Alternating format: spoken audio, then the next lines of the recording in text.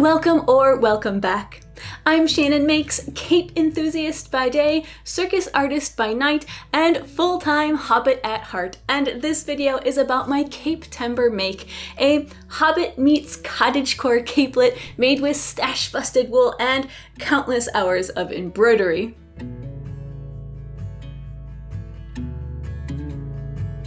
I'll be using a free mood pattern this year, the Winterberry cape, 1 because it's free, and 2 because it comes in a few different lengths, which is nice because my goal is to completely use up the rest of the luscious forest green wool from my 1890s Bloomers project. And fortunately, past me went to some lengths to use the original yardage efficiently. So I think what I'm going to try and do is I'm going to try and piece these facings together from this scrap that I have here, and then I just need to cut out 2 of these cuffs, one here, and then I'll probably take the second one, just scoot it over and cut it out there, and then I'm going to be left with a much larger, nicer chunk of wool to make something in the future. So it's going to take a bit longer, but I think future me is going to be very happy about this decision when I'm left with a lot more usable wool for a future project. Can confirm.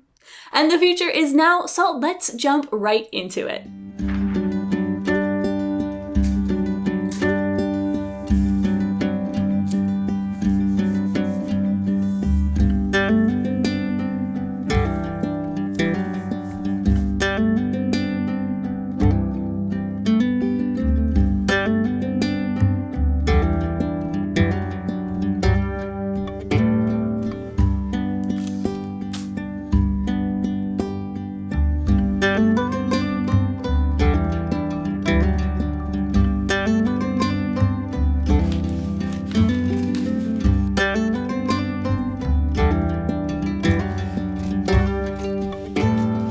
Alright, so the pieces are all cut out and we've got the front, the back, the facing, which I'm guessing I probably won't use just due to limited fabric, the collar piece, the armhole facing, which I almost definitely won't use, and the hood pattern, which I would love to use, but again, not sure if I'm going to have enough fabric left. So I think that is actually going to be the next step. It's going to be to unfold the fabric there and see if we have enough to fit all of these pattern pieces on it and how short we're going to have to trim down these bottom edges, because we're almost definitely gonna have to make this pattern a little bit smaller.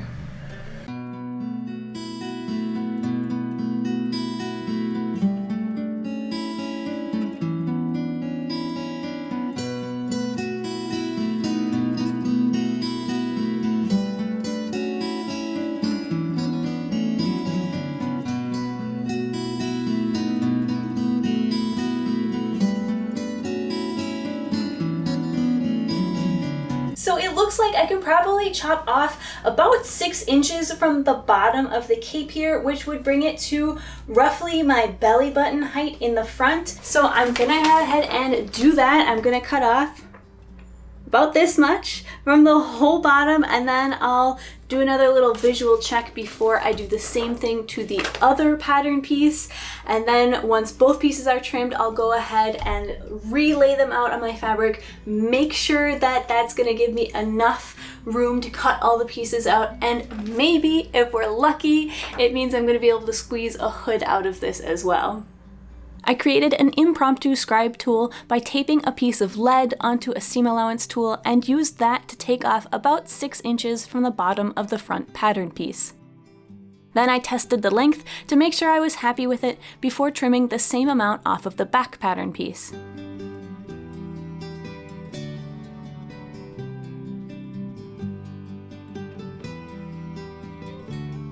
Then I could try and place them all on my fabric, and the tricky part was definitely keeping all the patterns on the correct grain while trying to make room for my hood pattern. Except that this wasn't actually a hood, it was in fact a sleeve head, which made me feel really silly once I realized my mistake. But I was at least sure I could fit the entire body of the cape on my remnant, so I could cut everything out.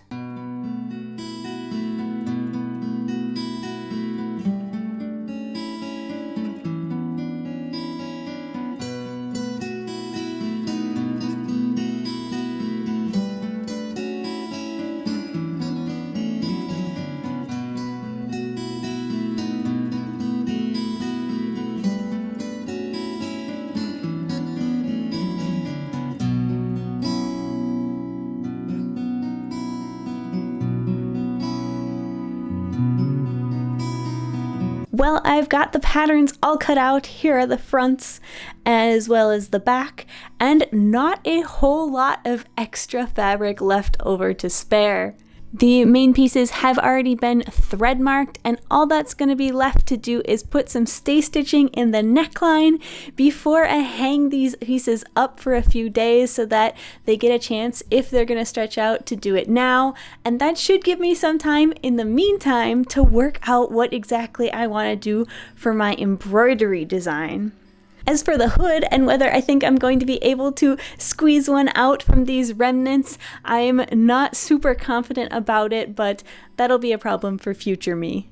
So, a fun fact, I have never embroidered anything ever. So I'm starting off by purchasing a few patterns, both because I'm thinking that elements of them will feature heavily in my final design and I didn't want to steal anybody's work, but also because I'm hoping or even assuming that these patterns will come with instructions on how to embroider, and that should give me some guidance on, what stitches to use, or maybe some useful tips and tricks, I hope. And so far I've taken my favorite elements from these designs and played with a few different arrangements, trying to find design that was, feels balanced and looks visually pleasing, and I do think I've landed on something that I like. So now I'm just going to take this really basic sketch and turn it into a bit more high quality drawing to play with colors and to make sure I'm, happy with the final design. And also, I'm definitely no artist, so please forgive my lack of drawing skills.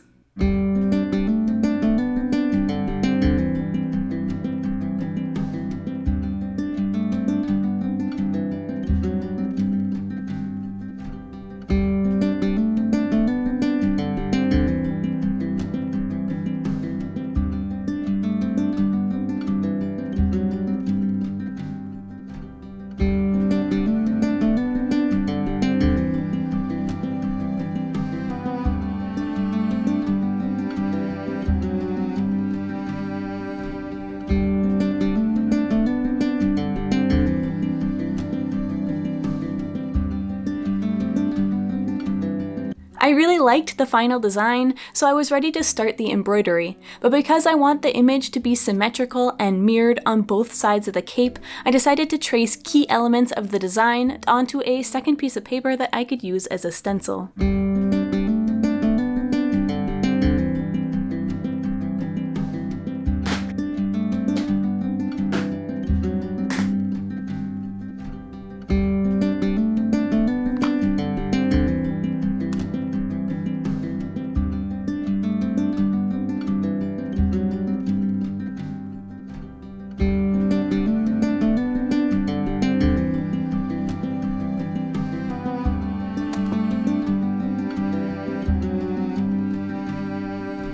In the end, the instructions that came with the purchased designs were not all that I had hoped they would be, so I was left to decide on my own which stitches to use for which portions of the design. For bigger elements like the mushrooms and the stump, I first outlined them with a backstitch, which served to make the image more permanent than my chalk pencil, and then I'd draw in some lines to guide the grain or direction of my stitches, and then I'd fill the outlines in along that grain, usually with a long and short stitch.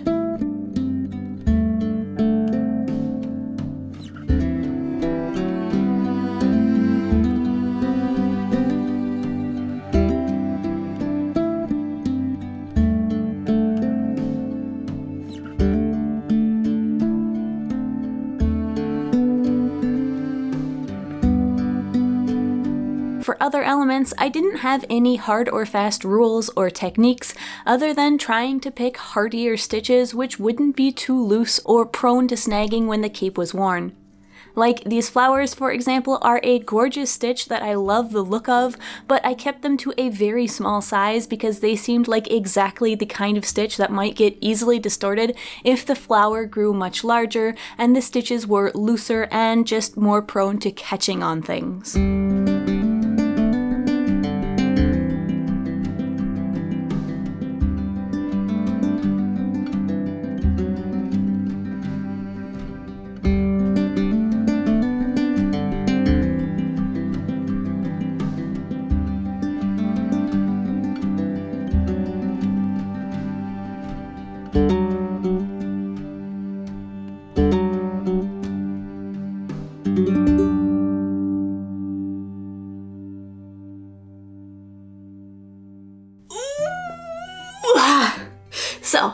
am taking a short break from the embroidery because there's only so much I can do in one sitting before I get antsy. So I'm gonna pause and go cut out the lining, which is also the same lining from my bloomers, and it's this gorgeous checked silk in greens and browns, but it's been folded up ever since I finished those bloomers, 2 autumns ago? So I should probably start by giving it a good press.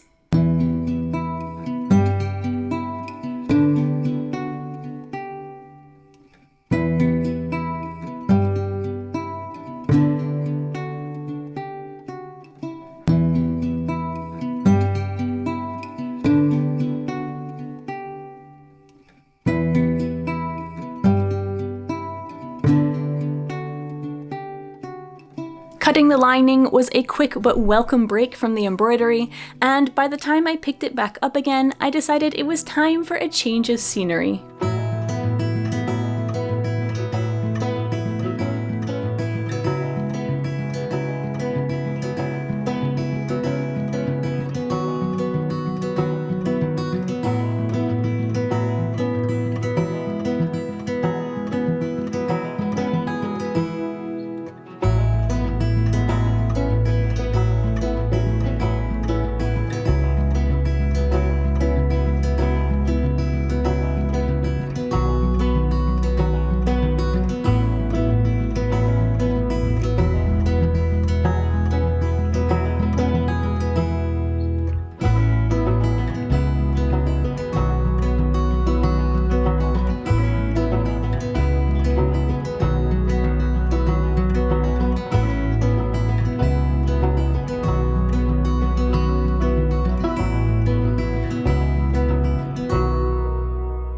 Alright, so I have finally finished with the embroidery, and it took quite a while, but I am generally very pleased with how it turned out. In retrospect, I think I probably would have actually applied a fusible interfacing to the back to kind of stabilize it, because I can see now that it's a little bit stretched and warped out of shape. So I think in order to fix that, I'm gonna try and steam it, see if that'll kind of get it to shrink carefully, obviously, so as not to ruin all of my work here, but I want to see if I can steam some of the wool on the bottom edge here back into shape, and then I will recompare it to my pattern piece and trim off anything that needs to be trimmed off, that, you know, if it got a little bit too distorted.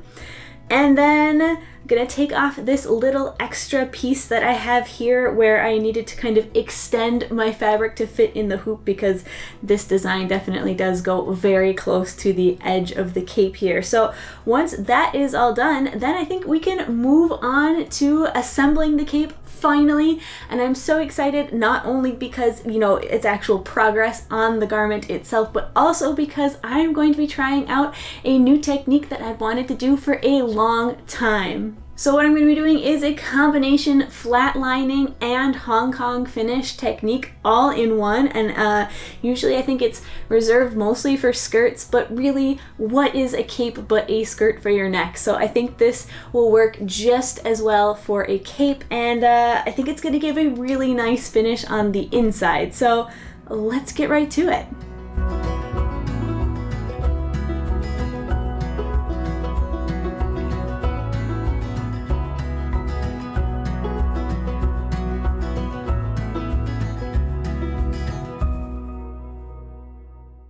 So in a surprising to me, but maybe not to you if you've ever done embroidery before, turn of events, I have actually lost some fabric in the embroidery process. So let's take a look at what's going on here. If we look at the section of the cape where there's no embroidery, we can see I have 1.5 centimeters of fabric extending past the paper pattern that was going to be my seam allowance.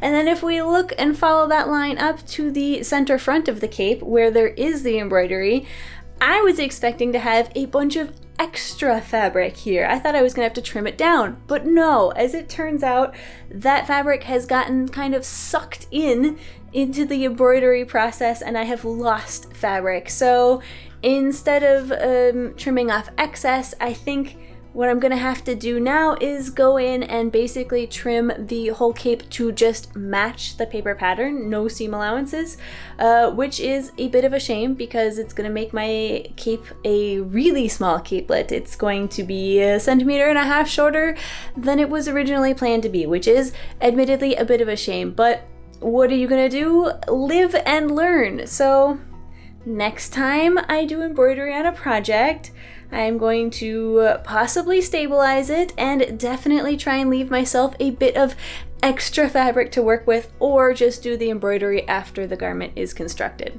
If you are an embroidery expert and you have tips and tricks for me and for everyone else in the comment section who is contemplating an embroidered project, feel free to go leave some kind words of advice.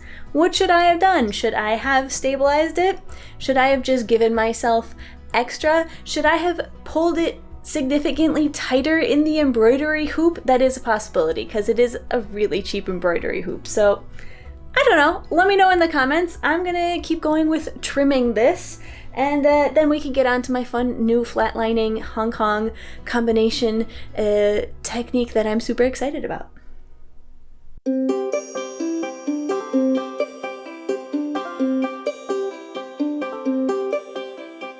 So I trimmed off all the bottom edges so they were even, and then I also trimmed off 1/4 inch from all the shoulder seams in preparation for my new seam finish. Now normally one should plan in advance and simply cut the lining 1/4 inch larger, but I did not do this. I changed plans halfway through my project, and so I was left with no choice but to retrofit this seam finish onto this garment. Fortunately, the cape was already comfortably large on me, so losing 1/2 inch of shoulder width was not a problem.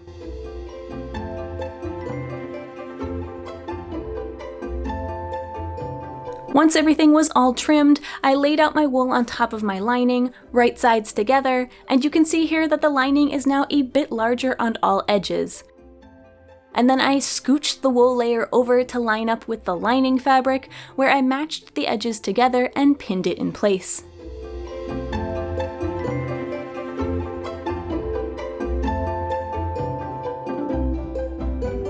You can see this results in a really baggy lining on the backside, but that's okay. We want this excess. So then I took the pieces over to my machine and stitched all the side seams down. Then the cape was turned right side out, the center front edges lined up, and then as the fabric layers are smoothed out, you can see the effect starting to show, where the lining fabric wraps around onto the front side of the cape. I pinned this down with the cape on a flat surface to make sure the tension between the two fabrics was correct and everything was laying flat. Then I ironed each piece, and here is the result. A nice clean front edge, and then a shoulder seam with a scant 1/4 inch of lining peeking out.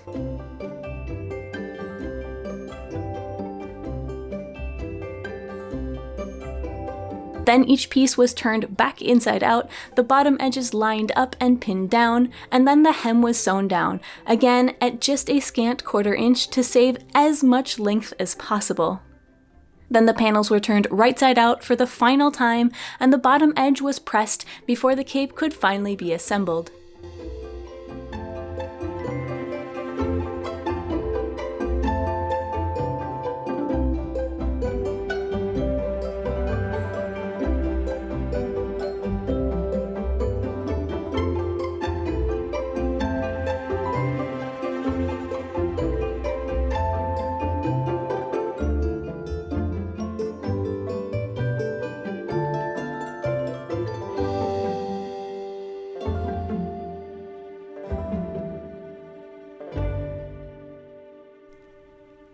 As a last step, the two layers were aligned along the neck opening, pinned together, and then serged to make attaching the collar easier.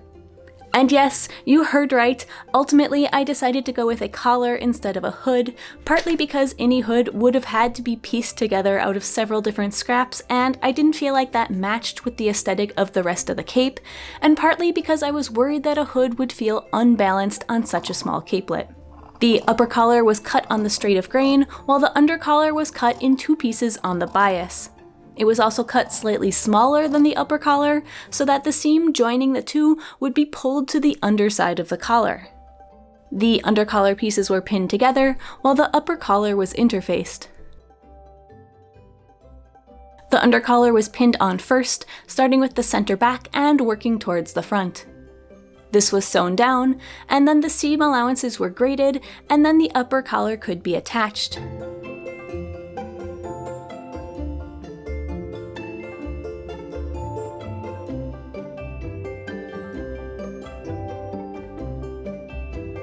Once both pieces were sewn down, everything was given a good press, and here you can see the benefit of cutting the lower collar a bit smaller, as the seam is invisible from the front.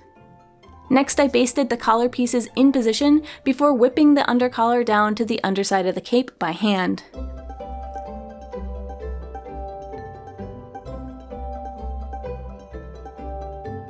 The last step was the closure, which I wanted to make in the shape of an oak leaf, on top of which this cute metal clasp would be attached. So first I printed out a few different sizes, chose the one that felt the most balanced, and then cut it out of a nice rich brown leather.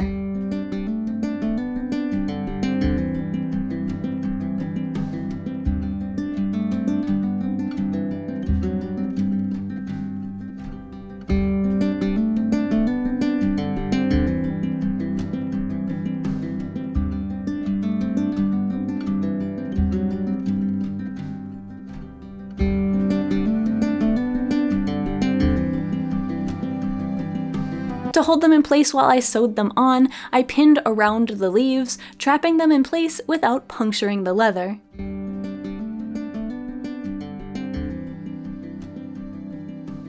I tried the cape on to triple check the placement before sewing them on with my machine, which does sew easily through leather, but because I wanted the stitches to hit exactly on top of my pen marks, I did the whole thing cranking it out by hand. It looks like past Shannon still has a ways to go, so let's sit and chat about the project briefly before the reveal. So while the project took a lot longer than expected due to the embroidery as well as random life interruptions, it was very fun and satisfying, and I'm super pleased with the results. In the end, the forest floor pattern, which is just gorgeous, did end up slightly lopsided. The design is maybe an inch higher on one side compared to the other, and I'm not exactly sure how that happened because I did measure a few different times when drawing out the mirrored design on the second panel, but it's not really noticeable when the cape is on and worn, so that at least is good news. Regarding the combo flat lining and Hong Kong finish, it's super clean and I absolutely love it. I think it's my new favorite seam finish. I'm gonna finish everything this way from now on, and because I was really meticulous about measuring it out, the result is really even down the entire length of every seam. It's gorgeously clean and it's just such a joy to see the inside of the cape. I'm also really pleased with the little Oak Leaf Clasp, which of course you'll get to see in a second here. It turned out really well, it's very cute, and the little clasp that I found is exactly the right size and just what I was looking for. And if, after watching the reveal, you have just fallen in love with the capelet and think it would be the perfect addition to your hobbit-goes-cottagecore wardrobe, I have some good news for you. This cape can be yours. It is currently up for sale on my Ko-fi page, which for those of you that are unfamiliar with the site is a platform just like Patreon, except that besides tipping your favorite sewists, it also allows creators to set up a store and take commissions. It's where I have my Taylor's ham and sausage kits and where I post monthly vlogs and behind the scenes snippets for monthly members. You already know all the details of the cape's construction and its quirks, so feel free to head on over there and check it out if you're interested in possibly purchasing it. I've made sure to include some key measurements as well, so you can double check that it will fit you. Plus, I'm including the last small scraps of my green wool, so that if any repairs need to be done in the future, you have the matching fabric to do it discreetly. But that's enough of me blabbing. Let's take a look at this cape.